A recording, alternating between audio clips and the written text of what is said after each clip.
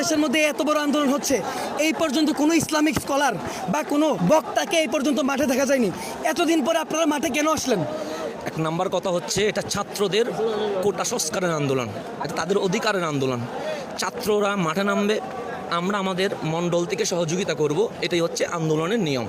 যদি আমরা প্রথমে নেমে যাইতাম, তাহলে আপনারা জানেন আন্তর্জাতিক মিডিয়া আমাদের ছবিগুলো দিয়ে মানুষকে বোঝাইতো মৌলবাদীরা মাঠে নামছে, তাহলে ছাত্রদের অধিকারটা পাইতো না। আমরা চাই না আমার ছাত্রের ন্যায্য অধিকার আমার কারণে লুণ্ঠিত হোক।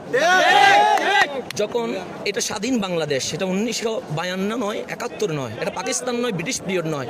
ছাত্ররা তাদের অধিকার আদায়ের জন্য রক্ত দিতে হবে। পরাধীন রাষ্ট্রে রক্ত দেওয়া যায়, স্বাধীন রাষ্ট্রে স্বাধীন নাগরিকের রক্ত মানায় না। এই কোটা আন্দোলনের জন্য ছাত্র সমাজ রক্ত দিয়েছে এবং জাতির কর্ণধার শিক্ষকরা আজ রিমান্ডে গিয়েছে।